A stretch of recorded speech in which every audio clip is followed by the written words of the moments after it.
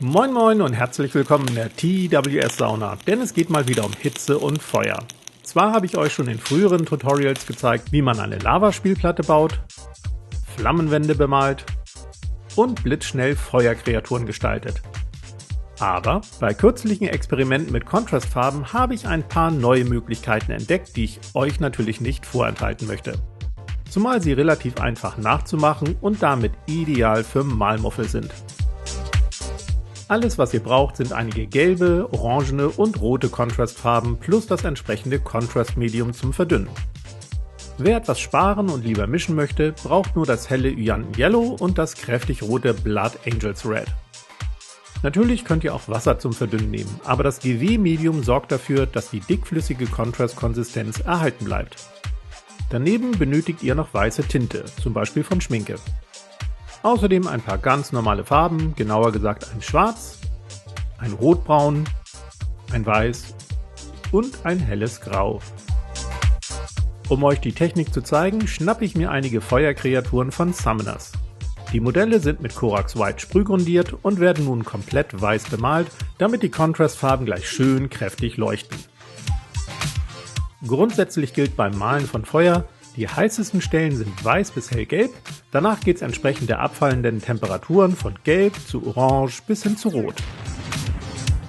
Dieses Summoners Modell hier besteht fast nur aus Flammen und ist daher ideal, um euch die grundlegende Technik zu zeigen. Ihr verdünnt zunächst das Yanten Yellow stark mit 3 Teilen Contrast Medium, um mit der Farbe gleich möglichst viel Kontrolle zu haben. Damit wird nun alles bemalt, was nach Flammen aussieht, in diesem Fall also der gesamte Körper. Wichtig ist, dass ihr das Gelb dünn auftragt und sich nirgends Farbe sammelt. Holt also mit einem trockenen Pinsel jede überschüssige Farbe wieder aus den Vertiefungen heraus, das Modell soll nur leicht gelblich wirken. Nehmt nun das Nastrek Yellow oder mischt euch ein helles Orange an und verdünnt es ebenfalls mit 3 Teilen Contrast Medium. Bemalt damit dünn die einzelnen Flammen, um für erste Farbverläufe zu sorgen. Da Feuer an seinen heißesten Stellen am hellsten ist, wird das Orange also ein Stück entfernt von zum Beispiel den Vertiefungen oder dem Ansatz einzelner Flammen aufgebracht. Und erneut darf sich in den Vertiefungen keine Farbe sammeln. Weiter geht's mit dem nächst dunkleren Orange, das ebenfalls wieder kräftig mit Contrast Medium verdünnt wird. Damit bemalt ihr nun vorwiegend die Enden und Spitzen der Flammen. Setzt die bisherigen Farben gerne an manchen Stellen mehrfach in Schichten ein, um sie dort kräftiger wirken zu lassen. Experimentiert einfach ein wenig herum, um ein Gefühl für die Gelb-Orange-Verläufe zu bekommen, die der Hitze auf dem Modell bzw. der Flammen entsprechen. Ein paar ausgewählte Spitzen bekommen nun noch einen leichten Blood Angels Red Anstrich verpasst, um für mehr Kontrast auf dem Modell zu sorgen.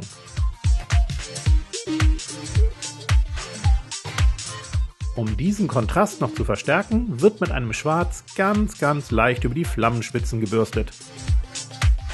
Aber wirklich nur minimal. Und weiter geht's mit der Kontrastverstärkung, aber jetzt ins Helle.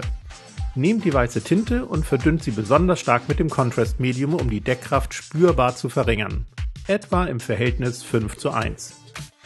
Damit werden nun die heißesten Stellen am Modell punktuell bemalt.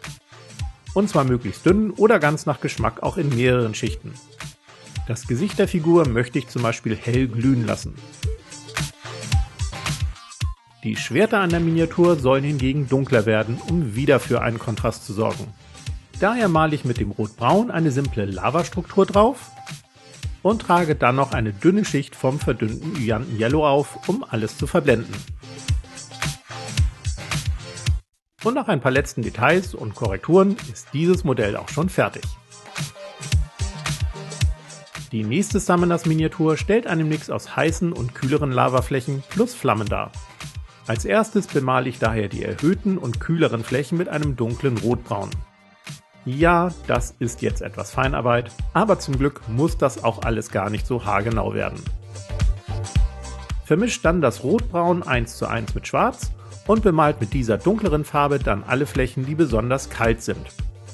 In meinem Fall die Schuppen auf der Waffe und die Mitten der größeren Körperschuppen. Und damit wäre der schwierigste Teil auch schon erledigt.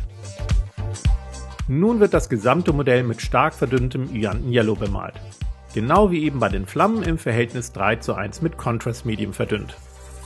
Und wieder sollte sich keine Farbe in den Vertiefungen sammeln. Wer die dunklen Flächen später mit Orangetönen auflockern möchte, kann nun ein helles Grau hier und da auf diese Bereiche tupfen. Das ist ein dezenter Effekt, der aber für Abwechslung sorgt und das fertige Modell interessanter erscheinen lässt. Es folgt das helle und im selben Verhältnis verdünnte Orange Nasdaq Yellow, mit dem die Schuppen nun normal dick bemalt werden. Hierbei soll sich die Farbe gerne an den Kanten zu den Vertiefungen absetzen, um einen plastischen Effekt und einen farblichen Zwischenton zu erzeugen. Weiter geht's mit dem dunklen Gryph-Hound Orange, mit dem besonders dichte Schuppenbereiche betupft und abgedunkelt werden. Auch die Waffe wird in meinem Fall damit bemalt und wie bisher üblich ist auch diese Farbe stark verdünnt. Das Gryph-Hound Orange dunkel ich dann noch etwas mit dem Blood Angels Red ab, um weitere Schatten auf der Waffe zu setzen. Danach folgt die weiße und abermals stark verdünnte Tinte von Schminke, um auf großen gelben Flächen und im Gesicht einige glühende Highlights zu setzen.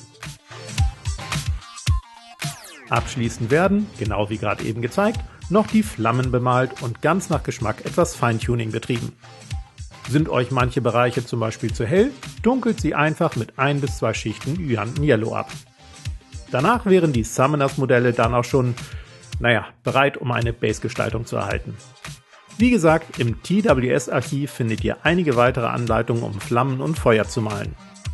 Darunter auch ein besonders einfaches Tutorial, bei dem fast nur trocken gebürstet wird. Aber vom Bemalen der einzelnen Schuppen mal abgesehen, finde ich diese Variante kaum schwieriger. Ich wünsche euch eine heiße Malwoche und wir sehen uns dann nächsten Freitag. Bis dann!